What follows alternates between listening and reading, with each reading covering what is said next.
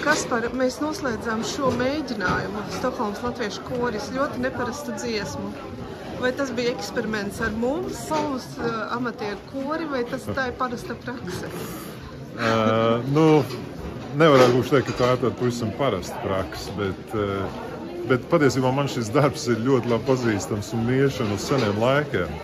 Tas bija viens no kamerkora Ava Solīmana Kokara kroņa numuriem. Es esmu kā tāds jauns students to diezgan daudz atskaņojis. Un es biju arī tas cilvēks, kuram dusmās tur bija jāsaklapē tās notas un jāiet prom. Un tad es parasti atgriezos ar kaut kādu muļķīgu augu puķis vietā, ko es pasniedzu savam profesoram. Zviedrija ļoti svarīga vieta bijusi kora vokabulārī, kora izteiksmes līdzekļu veidošanā pasaulē.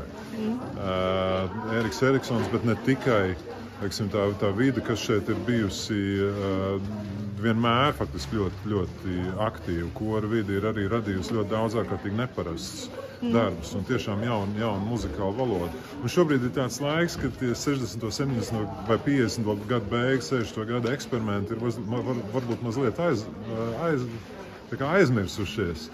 Bet īstenībā tur ir ļoti daudz svaigu un ļoti daudz skaistu, interesantu krāsu un ideju. Mums tas ir jāturpina? Es domāju, ka tas ir jauki. Tur jau nekādas, daudz kas no šīs muzikas jau neprasa nekāds milzīgi tehnisks, sarežģīts prasums.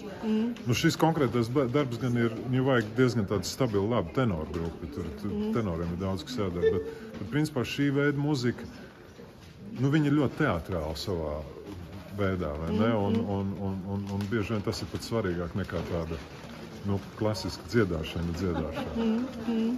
Man bija 20 gadiņi, mēs ar mani kolēģi nodibinājām jauniešu koru Balsis. Tas bija manis paša koris, un es esmu strādājis mazliet ar citiem amatieru koriem, bet jāsaka gan, ka no 90. gadu sākumā tas mans ceļš ir bijis ar profesionāliem koriem. Gandrīz faktiski tikai tāda atsevišķa izmēra. Kāds būtu mājas darbs Stokholmas latviešu korim? Domāju, ka tas pats galvenais jau ir tas mūsu ceļš muzikā.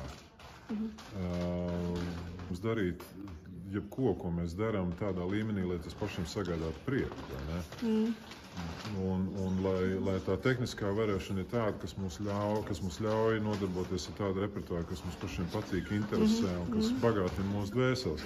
Es domāju, ka tas tomēr to nevajadzētu aizmirst, ka tas pats svarīgākais ir, ka muzikā ir tas potenciāls, ka tā mūs var aizvest ceļojumā uz tādu plašāku pasaules izjūtu, kura, kā daži mani amatbrāļi to kādreiz ir teikuši, īsta muzika padara manu mazo pasaulīti lielāku.